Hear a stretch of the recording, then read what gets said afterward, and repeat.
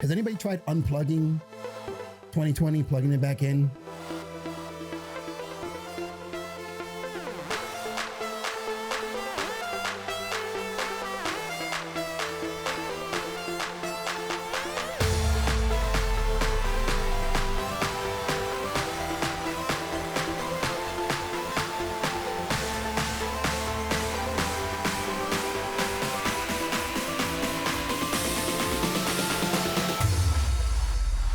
All right, everybody, welcome to another episode of Geeks That Lift. I am one of your hosts, Mark the Freakin' Rican Williams, joined by...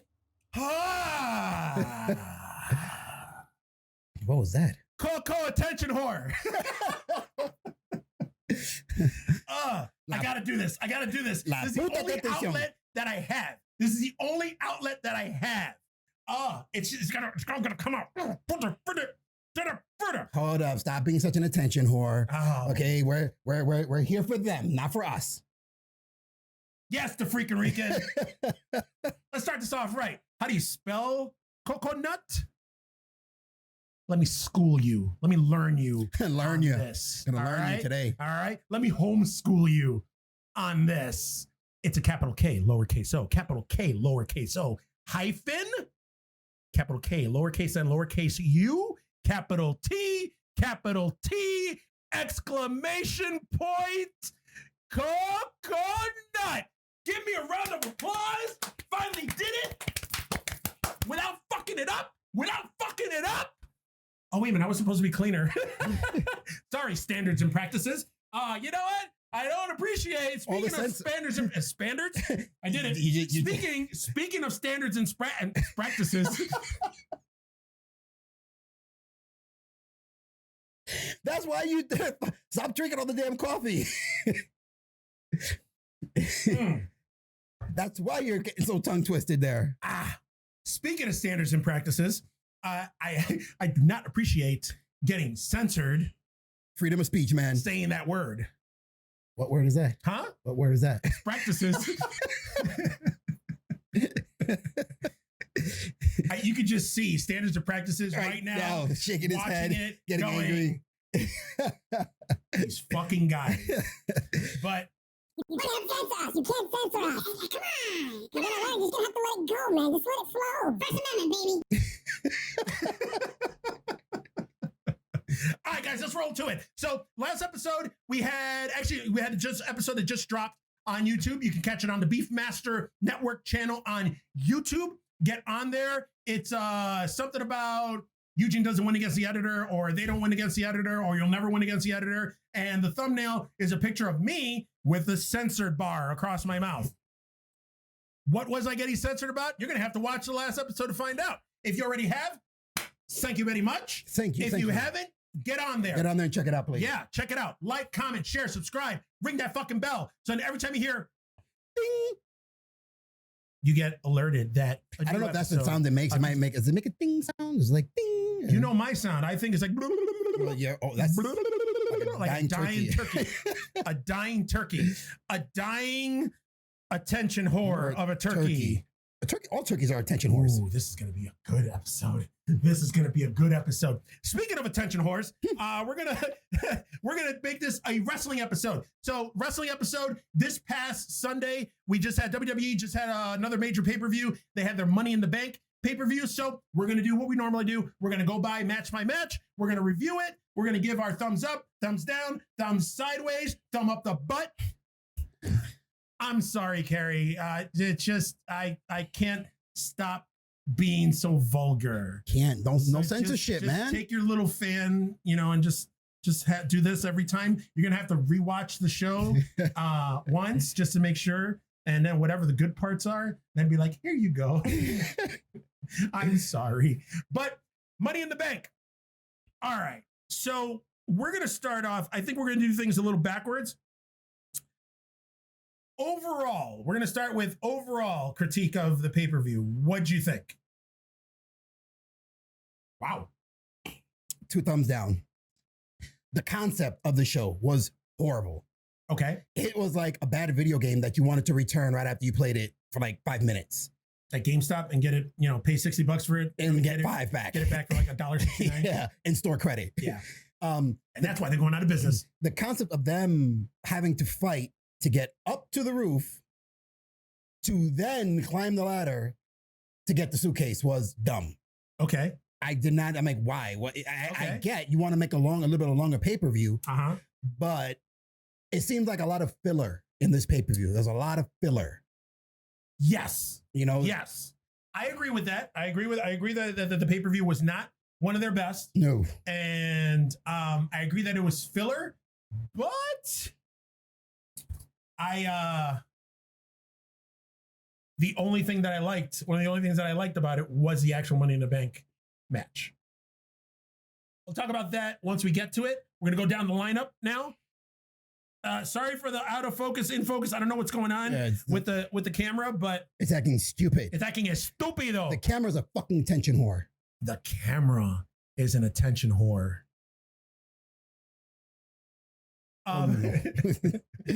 Maybe that's what Standards and Practices should name this episode. Attention whores. Money in the Bank, aka attention whore. There we go. All right. So the first match, I guess it was the pre-match before the actual pay-per-view was Jeff Hardy versus Cesaro. Yeah. I didn't see it. Did you watch it? I watched bits and pieces of it. And? It would have been it's a good match. Good match because I like Cesaro. Cesaro can work. Jeff Hardy is dated, but he can still work. Yeah. But it baffles me how you have these two guys on a pre-match show. I know. I mean, Jeff Hardy, even though I don't know is it safe to say that he's past his prime now? Well, I think also, you know what it is? There's no need for nostalgia anymore. Yeah. Like he would have probably been on the main card had fans been in the stands for extra pop, getting more merchandise sales for Hardy and the nostalgia feel. No fans. All right, put him on the fucking pre-show. We don't need him on the show. And wasn't Cesaro like an up and comer? Like, wasn't he? Cesaro has been Swedish Superman or whatever he is. Cesaro has been pushed and stopped so many times. Yeah. They'll get one time they had him with Paul Heyman. Yeah. And they ended that. Yeah. Then they had him with All Americans. All Americans. They stopped that. Yep. Then after the thing with Paul Heyman, he started getting a little bit more of a push. They ended that. When he was the bar with Sheamus. Then they put him with Sami Zayn and that just fucking tanked him. Well, we all know my feelings. Oh, yeah. Sami Zayn and Shinsuke Nakamura. That was the dumbest trio ever in wrestling. Like, I didn't understand. That must have been when I wasn't watching. Yeah. I didn't even remember that. Yeah, all three of them together was like ridiculous. Like, it made no sense. No sense at all. All right. So Jeff Hardy defeated Cesaro, yes. which is a little unbelievable. Whispering One thing I give Cesaro though, that is a strong motherfucker. Oh yeah, he is super strong. He's and the funny thing, he's not super bulky either. Like most bodybuilder types. Like he's strong, but he's tight. Yeah, he's got that country boy strength. Yeah. He's got that. Get ready for it. Standards and Practices. Retard strength.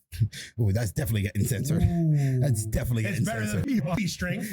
Yeah, he'll probably leave BB, but censor that. I have a funny feeling that either I'm gonna get bleeped out or I'm gonna. Although that was cool. Did you catch last episode? Yes. What he did every time I said BB. Standards and Practices they're gonna hate me, dude. Hey, like they're in the apartment. He's gonna hate me. He's gonna hate you. I'm sorry. All right, so Jeff Hardy defeated Cesaro. Then the next match we had it looks like a 4-way for the tag team championships. We had New Day versus the Forgotten Sons versus the Miz and John Morrison versus Lucha House Party. Okay, how many fucking Lucha tag teams are there that are called Lucha something? They're all gonna be called that. We got Lucha House Party, Lucha Bros. We got Lucha Brothers. We got Lucha. Like, what were the two? Not Rey Mysterio, but it was the two that Lucha. I forgot. Yeah, that was the way. I forgot the name. Lucha something. I know. It was Lucha something. It was like what the fuck? I'm like, all right, I understand. Like, okay, they're Lucha Libre. Call them something else. Like this Lucha House Party. That doesn't make any sense to me. But the House Party part is that's stupid. But the Lucha, that's just, we know they're Mexican, dude. We know they're wearing masks. We can tell they're high Mexican. Flyers. You don't got to put the Lucha for us to get that they're Mexican wrestlers. We know this. They're good wrestlers. I like them. I always love fucking Lucha Libre. Lucha Libre. Okay, let me throw it out there with a little accent for. You didn't say for the Caucasians, Lucha Libre? From spick homies out there. Well, he might leave that one in. Maybe. He may leave that one. Maybe in. not. We'll see. We'll see. But oh god, all sorts of racism. Oh shit. This episode. But no, I thought it was a good match. It was a good match. You know what else? I didn't know when did the Forgotten Sons get called up from NXT? I don't know. I was watching the match and I'm like, is that the Forgotten Sons? Uh-huh. When the hell did they get called up? Mm-hmm. Mm-hmm. Like zero fanfare of them getting called up. No announcement. No nothing. No vignettes. Nothing. I remember when I went to the NXT show here in Buffalo, beautiful Buffalo, New York. Beautiful Buffalo, New York. And the Forgotten Sons were in NXT, but there wasn't three of them. There was two of them. I got one of them was not here. Wasn't here. Okay. But there was the one guy who I absolutely got a fucking lady boner for. It was the big dude with the big beard. The Jack dude. He used to be in TNA. Oh, really? Yeah, he used to wrestle in TNA. As what? I forgot his name. The big thing with him, I think he learned to wrestle, if I'm not mistaken. I could be wrong, but I think he's one of the Dudley students. He learned to wrestle in their school. Oh, okay. And then, he got picked, and then when Dudleys were in TNA, he came in to wrestle there. Bubba Ray and Devon, yeah. They got their own school, yeah. Oh, they both have a school together? Yeah, they got a school together. Oh, I didn't know that. Yeah. I didn't know that. Oh, okay. So, yeah, I mean, the Forgotten Sons they got a look. And I guess their whole gimmick is, they're mercenaries, or ex-military mercenaries. All right, I dig it. It's all America and stuff. You get the big beards, like I'm trying to grow out. Although people are just saying that he's winning the beard game. Look at that. Look at that salt and pepper goodness in there. It's all seasoned. Little adobo up in this motherfucker right now. Little sazon. Little sazon right there. But then we got The Miz and John Morrison. John Morrison, oh, my man, still. The fact that he still can perform at the level that he performed when he debuted so many years, like 10 years ago. It was a while ago, yeah. 10, 12 years ago. Awesome. And Lucha House Party. Luchas are exciting no matter what. Lucha Libre. They always pull something out of the fucking. But I mean, overall, it was a good match. There weren't really a lot of huge high spots. Yeah. Which I found kind of weird, seeing as Kofi Kingston was in there, and it was a pay-per-view, and normally he's known for doing his high spot. But they ended up winning, as everybody thought. Then came the next match, which. Did you watch this fucking match? Did you watch the build up to this fucking match? I had no desire to watch that match. I literally, and this is the thing which I find funny, because believe it or not, when Bobby Lashley was in Impact, he was watchable. Like I wanted that. Believe it or not, dude, I wanted to see him wrestle. I wanted to see he was cutting decent promos, not good, but decent promos. And the ring and everything, he was watchable. He comes to WWE and it's like, he's boring. He's got zero fucking personality again. He's always. It's literally like he was when he first was in WWE. Yeah. No personality. Yeah. At all. And I'm sorry. I like R-Truth, but I'm getting tired of his comic gimmick. Yeah. That's his thing though. That's his shtick. That's his shtick. I know, but it's like, I get it for him. He's never going to be a world champion. I would have been happy with this match being on the pre-show and this match being on the main card. I agree. They should have flipped that. I agree. Like you had fucking R-Truth come out. Then you had MVP come out. Yeah. Then they're going back and forth. R-Truth is going, I know ballin', 2 points, 3 points. Like, I'm like, what's going on here? Yeah, exactly. MVP's coming out in Black Panther inspired fucking singlet. Yep. Like, I'm like, okay, is this like the token black match? Because they're talking about all this shit. And then all of a sudden fucking Bobby Lashley comes out. I'm like, oh, wow. Yeah. There was not one white person. Was a ref white? The ref was white. I wasn't sure. I was looking at this and shaking my head going, first off, it's going to be a squash match. Oh, yeah. R-Truth has been relegated down to jobber status. Oh, 100%. Which is fine because he's been with the company for, 87 years. It still looks the same. But yeah, it was black don't crack. Black do not crack. And Bobby Lashley, again, fucking awesome looking physical specimen. But Jesus. Again. Now they're trying to do the whole thing with now he has like a fucking mean streak and he's attitude. One of those guys. And I'm assuming maybe he'll get some more relevance if they put him with MVP. Let MVP be your mouthpiece. Shut the fuck up and don't say anything. He needs to he could benefit from him getting booked as a black Brock Lesnar. He has the imposing fucking physique and the presence of it. He just needs somebody there to be his mouthpiece, to talk for him. Didn't he have a guy that fucking talked for him though? That little fucking black guy, but then he started talking shit about the company and he got fired. No, Leo Rush is now. He was in NXT. I'm not sure if he still is. He started wrestling because he was in the tournament they just did. Yeah. But the thing with Bobby Lashley is a lot of these big guy wrestlers, a lot of the old timers tell them, don't do the typical big guy shtick. Don't go in there. Don't do if you're athletic, be athletic. Don't do the big guy stuff. Yeah. You know, don't not sell. You got to sell something. Yeah. He's one of those guys who has to do the big guy stuff because that's all he fits.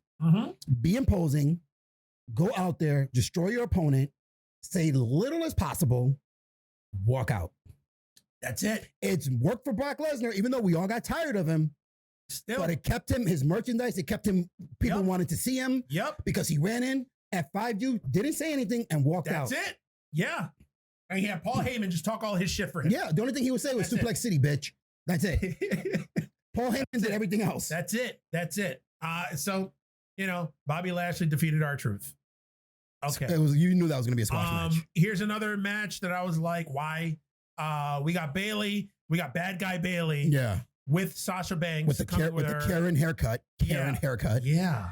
What the fuck, man? Or was with Tamina. She ended up beating Tamina. Yeah. But yeah, this is another one. Like, again, with Tamina, it's just she's been regulated down to, you know, she had a cool run when she was a tag team with Nia Jax. Yeah. And, you know, the fucking female Samoan connection or wherever the fuck they are. But then Nia Jax had to leave because of the knee surgery, the double knee surgeries. And, you know, now Tamina's back relegated to like, you know, whatever. She's like a female Bobby Lashley. Same thing. She doesn't fucking really talk. She comes out, does her thing. She doesn't beat everybody. Nope. It's just certain matches they're like, Tamina, she's a force to be reckoned with. And then she gets beat somehow. But we got Bayley. I think this whole match was just a setup to add more fuel to an eventual fucking program with Bayley against Sasha Banks. Oh, 100%. Because at some point you can see it already. The writing's on the wall. We've already watched wrestling long enough to know that what's going to happen now with the whole Bayley's a fucking champion. Sasha Banks is her best friend. They're going to whatever. And she's the best champion in the world. But Sasha Banks is like, yeah. And then eventually she's going to turn on her and then they're going to do a thing, which that I'm excited to see because both of them together, like some of the best women's matches I've ever seen was between Sasha Banks and Bayley in NXT. 100%. When they had that rivalry. That was awesome. If they can keep it fresh.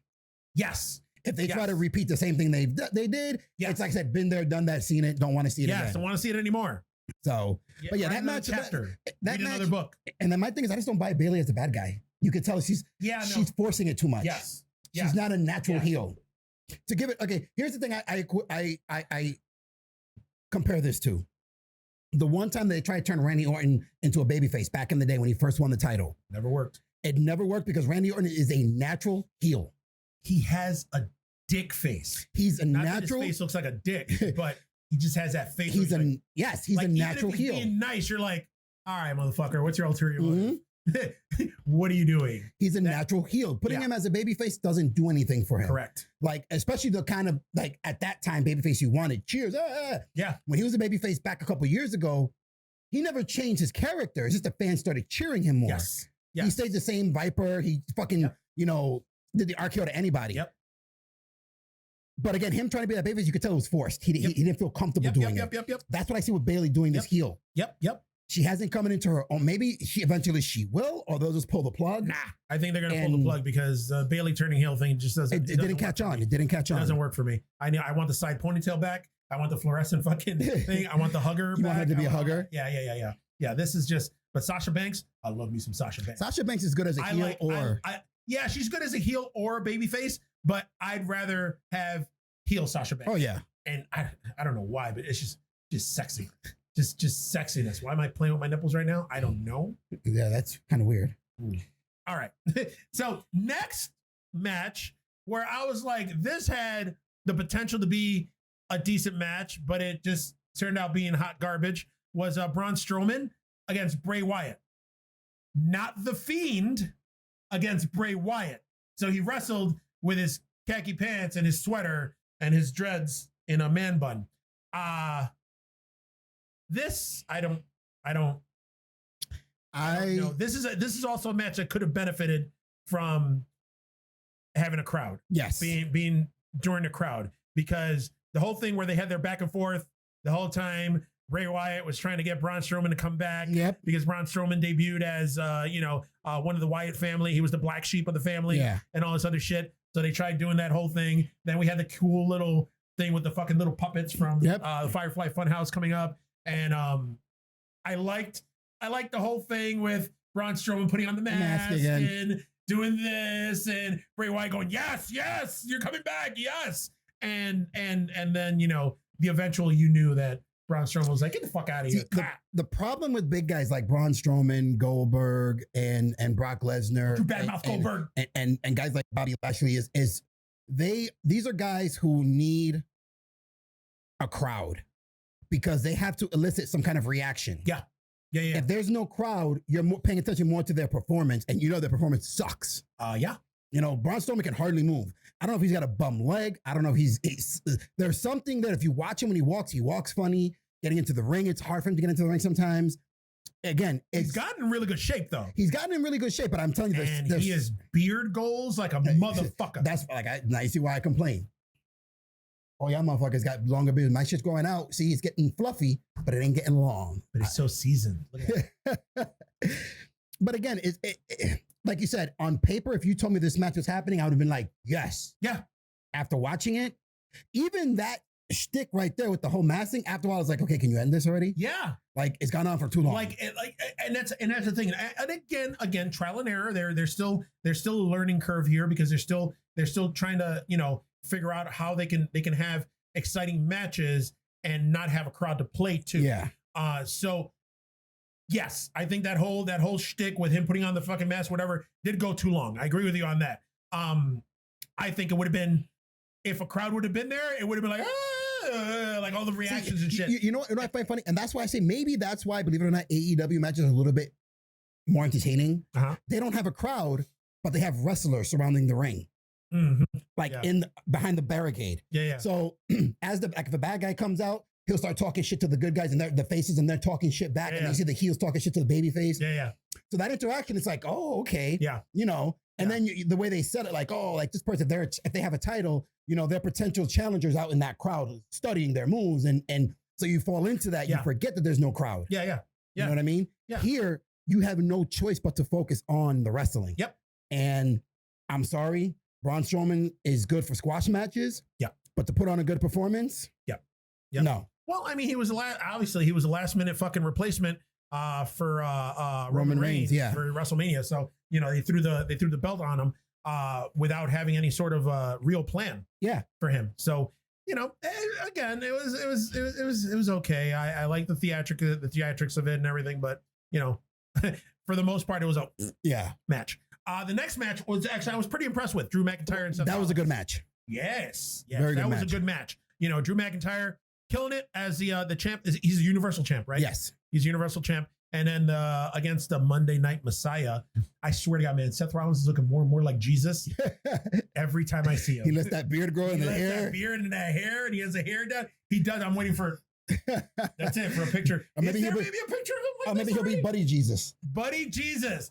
It's that was a good match. It was physical. There wasn't any lulls in it. They're both super crazy physical specimens.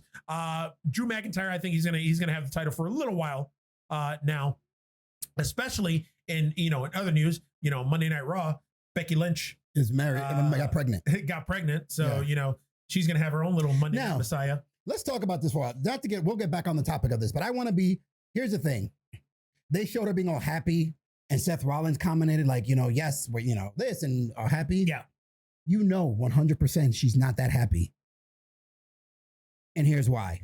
This is why I say that she's happy because she's pregnant. Yeah. But it's got to be eating her up because she's waited her whole career for this. Uh-huh. She was in WWE. She was relegated to a nobody. She was the first Raw Women's SmackDown champion, or SmackDown champion, sorry. Yet nobody remembers that. Everybody remembers Charlotte's run. Yeah. Right? She finally becomes the female equivalent to Stone Cold. Right? The man, where she's basically, she was, for a short time there, the most popular performer on Raw. Yes. Was Becky Lynch. Yeah. She's in merchandise, top seller. Yeah. In merchandise. Ratings, every time she was cutting her promos, because her promos were awesome. Yeah. The ratings spiked. Yeah, yeah. Her matches, ratings spiked. Yeah. So all in all, she was the female Stone Cold Steve Austin. Okay, one of the top performers on Raw. Okay. And longest running female champion in WWE. No. She's the longest running, Raw champion. Really? On Raw. Okay. Longest running Raw champ. On Raw. To now give that up. You know what I mean? Okay. It's like, damn, you know it's got to be eating her up inside. I don't know. Because didn't she win? Was it this past WrestleMania or the WrestleMania before that? Where it was her, Ronda Rousey, and was it Charlotte? Yeah. And they she main ended up winning event. both titles. Yeah, when she was Becky 2 belts. I don't know, man. I think she already had her peak. So she was good, and then she did her thing. Now she's going to take a little break for about a year or so, year and a half, and then she'll come back stronger than ever. I don't think her being pregnant is a detriment to her career. As a matter of fact, I think what's going to happen now is it's going to extend her career. Not a detriment to her career, but it does slow and possibly kill the momentum. Because here's what's happening. Knowing the landscape of WWE, you can be super fucking hot. You disappear. Somebody gets put in your spot. Yeah. No guarantee you're coming back to that spot. Yeah. But Finn Balor.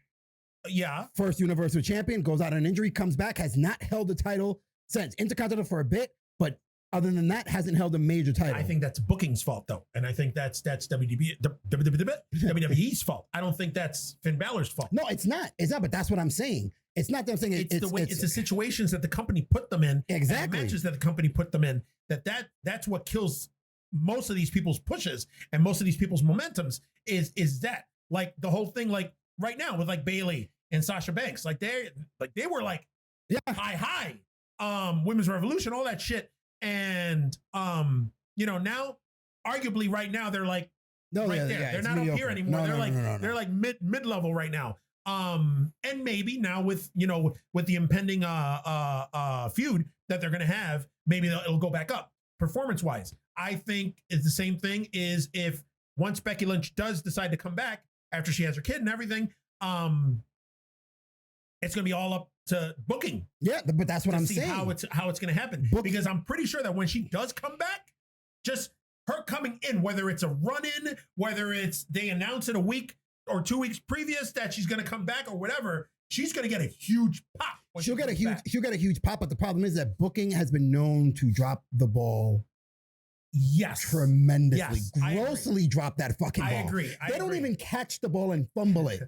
Yeah. Okay. It goes right between their arms. Yeah. Okay. But think about it though. Also this way, there's nobody like Becky Lynch on the roster right now. So, I mean, even if you think of the female performers that are in NXT right now, or the current crop right now, the only one who can even find who's able maybe to fucking sniff Becky Lynch's jockstrap is Rhea Ripley. So she's going to be, for lack of a better term, the man, because she's getting groomed right now to be the top person. But I'm pretty certain that once that happens in a year and a half time, Rhea Ripley is going to be the top dog. And then Becky Lynch will come in and just... I think the next top person we're going to see once they get a good fucking program and they show that they can show their chops, that they got chops in that ring and in promos. Ooh, Bianca Belair. Okay. Bianca, as far as athletes and athletic performance goes, she's up there. Watch, mark my words, she's not getting much right now. But watch, give it time, especially when the crowds start coming back in. Yeah. And she can elicit that response and that reaction from people. Yeah. Watch. I feel she's going to be one of the top, if not the top heel to be like, the person on Raw. Yeah. I agree. As long as they're not attention whores. You don't want to be an attention whore. Then you'll be good. You'll get that push. The push. So then finally, we end the night with the Money in the Bank matches. Now, the thing that they did with this is they did something a little different, and I appreciated it. Instead of having the women's Money in the Bank match and then the men's Money in the Bank match, which what they've done before, where they did maybe the women's Money in the Bank match in the middle of the card, Yeah. and then the men's at the end or whatever. So it doesn't seem redundant and fucking just the same shit over and over again. They actually combined the two. Yes. That I liked. Also, you poo-pooed it in the beginning of the program. I appreciated what they did with it. I appreciate it because, again, they're playing to TV now. They're not playing to a live crowd. So it just doesn't. I like the fact that they started down in the lobby. I like that they introduced everybody, by the elevators. I like that, they started it off, first the women's, then the guys, like they all met in separate sections of the building, the headquarters. And then it went from there. And then eventually in the elevators, one went to commissary, the other went through the gym, and then all the different fucking things. I like that. I don't know. I thought it was something different. I thought it was like, it's almost like they hit a home run with the Boneyard match. Oh yeah. At WrestleMania. Yes. And they saw how people just talked about it. And I mean, I think they hit a home run also with the Firefly Funhouse match. That was a triple, not a home run. It was a triple. They got to third base at least. That was a triple. I liked it. I mean, it was good. It wasn't a match. It wasn't a match. But it was entertaining. It was entertaining, and it left you find it, first of all, scratching your head, what the fuck is going on? Yes. But you had to keep watching to figure out what was going on. Okay. But it wasn't a home run. That was a triple. Okay. We'll give it a triple. Okay. We'll agree to disagree. We'll agree to disagree because you know what? I'm not an attention whore. Well, I was trying to be an attention whore, get the people to agree with me. See, that's what I'm saying.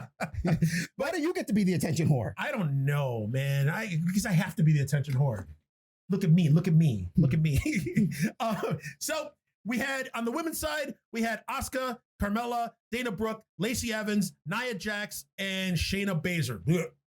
Wannabe female Brock Lesnar. On the guys' side, we had Otis, AJ Styles, Aleister Black, Daniel Bryan, King Corbin, and Rey Mysterio. How often has Rey Mysterio been on TV? Or does he come out regularly? Yeah, or on Raw. Does he? Yeah. Every week? Not every week, but he's pretty much regularly on Raw. Okay. Like maybe every other week or so. Maybe because he's like an old timer now. Technically, I figured he'd have one of those fucking contracts where it's just sporadic. No, he's a year contract because they only give these guys a year at a time, and then certain appearances, and that's it. Okay.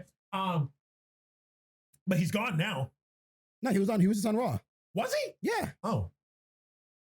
Maybe I should have done my homework. But I don't know. I like the way everything went down. Like I liked the fucking them going into the different rooms. I like how they brought the focus on like the whole group first, then like two wrestlers here, three wrestlers there. Like, and you get to see the progression of them starting from the bottom, working their way up to the top. Drake reference. I don't listen to hip hop. And how it all culminated on the roof. I mean, there was some cool shit. Plus, we had some fucking cameos. Yeah, you did. Older wrestlers, you had the bathroom with Brother Love. That was funny. You had the one room. What the fuck was that room that they were in that was set up like a ring inside the room, like the ropes were by the wall? Oh no, that was like a stand or something they were in. They were walking by somewhere where it had like a display or some shit like that.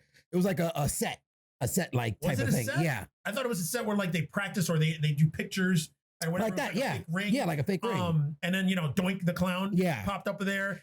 What I like, and I think this is going to play out a little bit longer, was they're still doing the whole AJ Styles suffering from after the Boneyard match. Yeah. Like when you walk through the room and there's the casket. Oh my God, when you open up the room and you hear dong, and then actually before that, when he was walking down the hall, and he turned around and there's a big ass picture of the Undertaker from WrestleMania, one of the WrestleMania entrances, and he's like, oh shit, and he's just thinking back to the Boneyard match, and they go back to the different scenes from the Boneyard match, and he opens the door, and again you hear the gong, and then the purple lighting, and the caskets there. I think they could have gone a little further with that. I think Undertaker should have been in that fucking cast. I think they are gonna keep going because again, on Monday Night Raw, you know, Undertaker's got that new documentary show he's doing. Yeah, The Last Ride. The Last Ride, something similar to The Last Dance. Yes. Like, you know. Which is a great documentary. Great documentary. If you haven't seen it, you better fucking watch it. ESPN. They were talking about it, and when they cut to the back, AJ Styles is sitting in a chair watching the promo that they did for it with an Undertaker shirt. And then he just gets up like all angry and stuff. Huh. So this program's not done. Oh, okay. And that I like. Yeah. I love these long programs. Yeah. You know, give us a couple of programs a slow with this. build up. Yes. To something and then give us a big payoff. Just don't fuck up the big payoff. Exactly. Like Undertaker won in the Boneyard match. Yep. But now AJ can come and say, well, that was a Boneyard match. That was a match tailored to you. Yeah. Now we're going to have a match tailored to me and the ring and this, and you know. Yeah. Make it like a high flyer match or something. A cage match. Yeah. Something like that. Where it's going to benefit him, where he has an even chance to win. So that's why I love those big, long build programs. So do I. So everything made. Oh yeah, that was it. Mr. McMahon. I love the fucking that little thing with Daniel Bryan and AJ Styles. Speaking of AJ Styles, when they get into Mr. McMahon's office and they're fucking everything up, Mr. McMahon gets up and he's like, "What the fuck?" And they're like, "Oh shit, sorry." And they put the chairs back. And then they're outside the hallway, and AJ Styles is like, "You were fucking scared." And he was like, "You're the one that put the chair back." Like, I was like, I like that whole thing, man. Real quick, holy shit. That is the oldest I have ever seen Vince McMahon. Yeah, he's getting there, man. That dude looked like he was 175 years old. Like when he got up and just, you could see it in his face. Yeah. Like normally when he shows up on TV after a few months of like being away or whatever, and he does the whole Mr. McMahon walk and everything. He doesn't look like, he looks like he ages a little bit, but not a lot. Dude, this is the first time. He's in his 70s, man. He's up there. I know, but this is the first time though, when I saw him, I was like, oh God. Probably because you haven't seen it. He looks his age. You haven't seen it in a while. So seeing him now, you've seen the age catch up to him. Not only that, one of the things that people were talking about online, that's the first time anybody's seen him in jeans. Yeah. He was wearing jeans. And a regular t-shirt. But he had his blazer. He doesn't fill out his blazer anymore like he used to. Like it was just weird. But yeah, who else? Who was the other? There was one other cameo. Oh, John Laurinaitis. John Laurinaitis. Which, you know, he had a whole thing with Otis. And the blueberry pie. Otis. What's going on, man? You got to speak on that. All right. So, because I warned you about this. So I like the way everything culminated. It was entertaining, and that's bottom line. As long as I'm entertained, I'm good. They could botch spots. They could do whatever. At the end of the day, this is a male soap opera. Yes. All right. Storylines, action, whatever. We all know it's scripted. We all know it's predetermined. We all know whatever. As long as you entertain me, I'm good. You're going to keep me fucking tuning in next time. Oh, wait a minute. On a little side note, what was up with Carmella's boobs? She got a boob job. I don't know if she got a boob job. Maybe she did get a boob job. But she put a lot of like a golden tanner. Yeah, she had a boob job. The golden top titties. The top, because this is my fiance gave me the heads up. I did not know this. I'm not supposed to know this anyway. I guess there are tops that do an extra big push up. And she had one of those on. So plus the boob job, it looked like we were gonna have a wardrobe malfunction or something. Dude, that's what I was waiting for. Like, every time she got knocked out with her, I was like, looking to see, is there a nip slip? I thought, where's I going to see golden tan lines? Like, what's going to happen? I felt like fucking Jerry Lawler. Oh my God. I hate Jerry Lawler. But I mean, that was good. You know, first off, we had Asuka ended up winning the female Money in the Bank title, and then found out later on Raw that it wasn't a contract; it was the actual title belt because Becky Lynch relinquished it because she was pregos with a little Monday Night Messiah. Then, so the guys match. Okay, it was entertaining up to there. Like once the part that I stopped getting entertained after. I liked that King Corbin threw fucking Aleister Black and fucking Rey Mysterio seemingly off the building, and you heard him go, and then drop. But that's where it ended for me. What happened afterwards, I was like, ugh. Like, what was it? Otis? All right, I am sick of Otis now. Like I said it a couple episodes back where I was like, I'm not quite sick of him yet. I am sick of it. That whole shtick makes me. I told you it gets old. Upsets me now. It gets old. Like him man. walking, fucking grumbling and grunting, like when he went in there with the whole blueberry pie. Yeah. Like, I'm like, what the fuck? And then when he's in the middle of the ring and he grabs the fucking ladder and he's fucking stepping on it and the steps are breaking. Yeah. And I'm like, all right. And then I forgot who were the two that were up on the ladder fighting for it. I think it was Corbin and AJ Styles. Was it AJ Styles? AJ Styles. It wasn't Daniel Bryan? It might have been Daniel Bryan. I can't remember exactly who was up there, but I know AJ Styles the one who dropped it. They're him and AJ Styles and whoever is up there, and they're fighting. Already have the fucking the case off the carabiner, and they're both fumbling with it. And AJ drops it, and Otis catches it. So because he had control of it, or he caught it, he wins. Yes. I'm tired. I'm tired of that. I'm tired of, like, even when he did the fucking caterpillar, like, even I was You like, didn't pop? Okay, no. It's funny, as I was watching, I'm like, oh, Eugene's got to be happy. I did not. But Because I'm this whole, and then what's this? Is it true? Because you watch Raw, I didn't.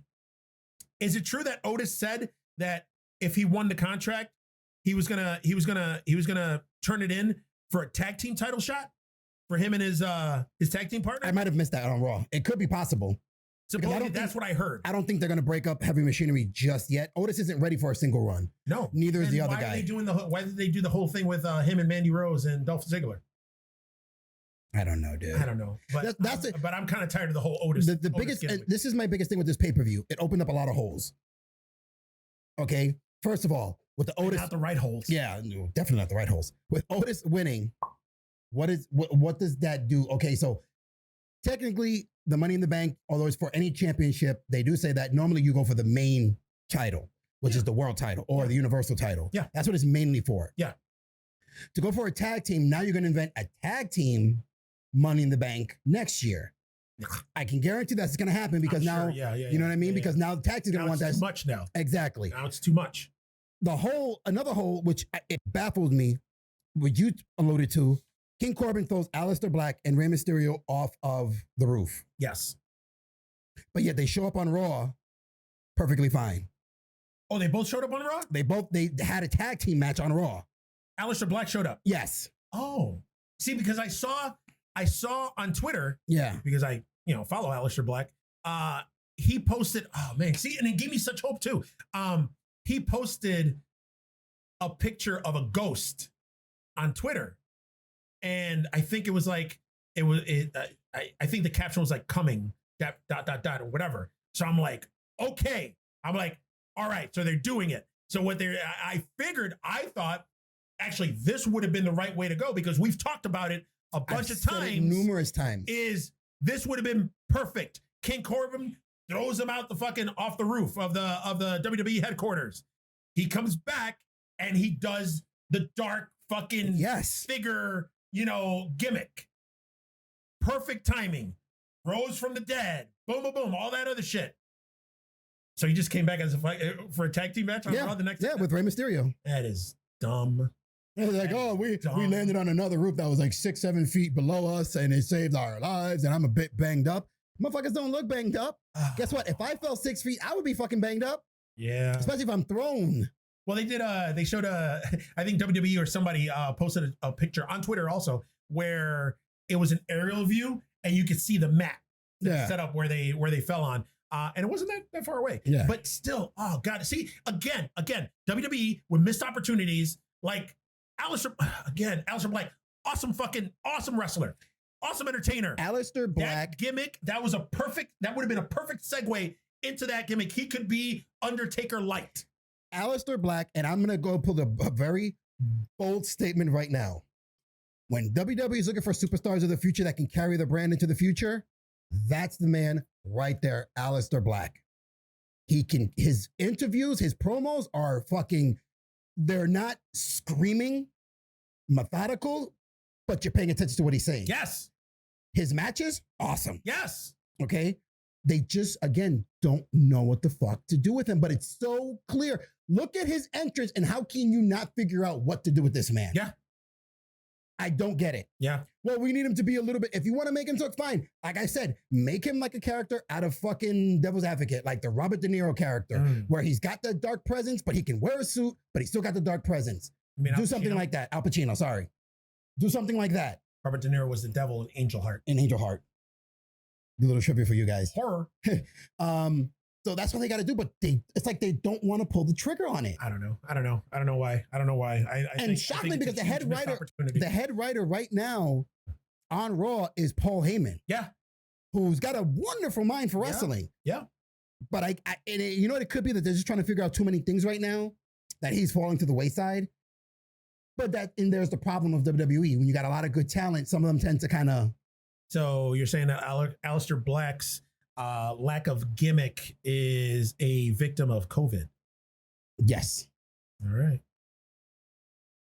And booking and creative. So that's it. So so Otis won, Asuka won. Asuka's already got the title. Otis, who knows what the fuck he's doing? Yeah. And that was the whole pay-per-view. Overall, I give the pay-per-view, for the most part, I give it a thumbs down, man. I give it a thumbs down. It's, with the exception of Drew McIntyre and Seth Rollins, which was a good match. And again, for the entertainment value, I was entertained with the Money in the Bank simultaneous matches. I was good. But you don't, we know the problem with that's this? it. You don't, it was a cheap finish. And one thing that you and I know of, and especially if you're a seasoned wrestling fan, you get sick of fucking cheap finishes at a pay-per-view. Yeah. Especially when it has high stakes. Yeah. You don't want the cheap finish. You don't. Like, if Daniel Bryan had climbed it or Aleister Black had climbed and got the suitcase, I would have marked out like a son of a bitch. Mm-hmm. I would have been like, yes. Mm-hmm. But for a fumble and Otis to catch it, it's a cheap finish, man. Yeah, it's a cheap finish, because you know what it is? Stupid. Everybody else probably got programs that they want him to go, and putting on the title picture just has to change everything. Yeah. So that's going to happen at Royal Rumble. That's when they decide where they're going with that. You know that. This is too far out. Mm-hmm. You know what I mean? So again, but it was a cheap finish. It was like a throwaway pay-per-view. I agree. They just had it on the calendar. Oh, let's put some matches together, do this, do that. Because the Bobby Lashley R-Truth match alone shows you that was a throwaway match. That was doo-doo with a capital shit. That's how bad that match was. Trying to be attention horse. Trying to be attention horse. Stop it. Oh. All right. Well, that was it. That was the whole shebang. So, you guys out there, let us know what you guys think of the pay-per-view. Did it? YouTube land? You give it Beefmaster Network channel land? Let us know what you thought of the pay-per-view. Was it a thumbs up? Was it a thumbs down? Was it a thumb sideways? Was it a thumb up the butt? You let us know. Where can you reach us and let us know? You can go on geeksthatlift@gmail.com. You can also go on the social medias, all the social medias, because we're all on there. Because we're what? Geeks That Lift. Attention horse. I was going to say, we're Geeks That Lift, but we're attention horse. We are. But we want everybody to come. Look at me. Look at Atención, me. Look at us, atención. Atención. And you can give us atención on Facebook, on Twitter, on the Instagram, everywhere. And you can find us all on Geeks That Lift. But first and foremost, if you like what you're seeing, then go on. Well, you're already on. I say that all the time. You're already on YouTube if you're watching us right now. So just keep watching us. Watch all of our old. Stop it. Watch all of our old. I'm an attention whore. I guess. Watch all of our old episodes. I mean, we have a huge catalog now. We're up to 45 episodes now? Well, it was 46 was the last one, wasn't it? 46 episodes now? I don't watch our show. And let us know what you think. We're constantly trying to update shit with other pieces of info and pictures and other stuff. And let us know what you think. Hopefully you liked this episode. And if you did, again, you're on YouTube right now. Like, comment, share, subscribe, ring that bell. Ding, ding. That's a weird bell. I'm just going to add. That's a weird bell. I'm just going to add sounds every episode. Jesus. Until one episode is just going to be. We're just going to. That's all it's going to be. Me doing all the sounds and you just looking at me going. Attention whore. All right. That's all we got for you. Thanks for coming in. Thanks for showing up. Thanks for listening. For the Geeks That Lift, I am Coconut, followed by the Freakin' Rican. All right, guys. We'll talk to you soon. Peace.